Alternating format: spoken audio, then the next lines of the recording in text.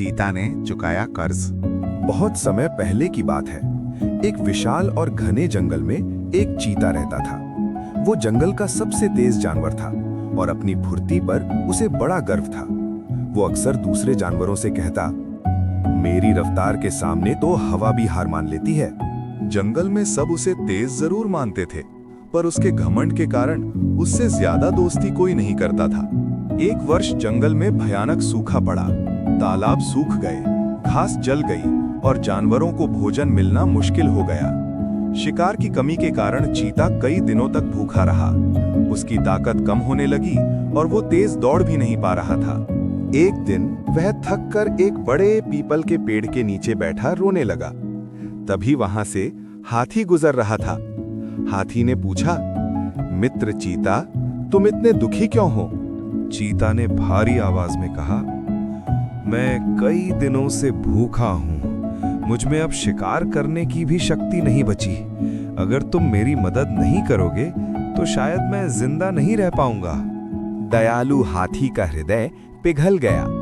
उसने जंगल के कई पेड़ों से फल तोड़े और पास की झाड़ियों से जड़ें निकालकर चीते को खाने के लिए दी। चीता भावुक होकर बोला, हाथी मित्र, आपने मेरी जान बचा ली। मैं जीवन भर आपका ये उपकार नहीं भूलूंगा। हाथी मुस्कुराकर बोला, सच्ची मित्रता में उपकार और कर्ज की कोई गिनती नहीं होती। जब तुम्हें अवसर मिले बस किसी और की मदद कर देना। कुछ महीनों बाद वर्षा हुई। जंगल फिर हरा भरा हो गया। नदियां बहने लगीं और शिकार भी मिलने लगा। चीता फिर से पहले जैसा शक्तिशाली बन गया। एक दिन जंगल में शिकारी आए। उन्होंने बड़े बड़े जाल बिछाए ताकि हाथी को पकड़ सकें। दुर्भाग्य से वही दयालु हाथी उन जालों में फंस गया। वो जितना जोर लगाता, जाल और कसता जाता। चीता दूर से ये दृश्य देख रहा था। वो तुरंत समझ गया कि ये उसके कर्ज चुकाने का समय है। वो बिजली की तरह दौड़ा और हाथी के पास पहुंचा। अपने तेज दांतों से उसने जाल को काटना शुरू किया। कुछ ही देर में जाल टूट गया और हाथी आजाद हो गया। हाथी की आंखों में आंसू आ गए। उसने कहा, मित्र चीता, आज तुमने मेरी जान बचा ली। मैं तुम्हारा सदा आभारी रहूंगा। चीता विनम्रता से बोला, नहीं मित्र, ये तो मैंने अपना कर्ज चुकाया है। आपने मुझे मुश्किल समय में जीवन दिया था। उस दिन से चीता का घमंड खत्म हो गया।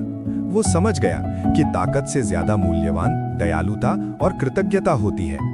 जंगल के सभी जानवरों ने उनकी दोस्ती से यही सीखा कि सच्चा इंसान वही होता है जो एहसान को याद रखे और समय आने पर उसे चुका दे। मुसीबत में मिली मदद का कर्ज कभी नहीं भूलना चाहिए। बच्चों और दोस्तों, अगर आपको हमारी आज की कार्टून कहानी अच्छी लगी हो तो प्लीज़ वीडियो को लाइक करें और कमेंट में ज़रूर बताएं कि कहानी कैसी लगी।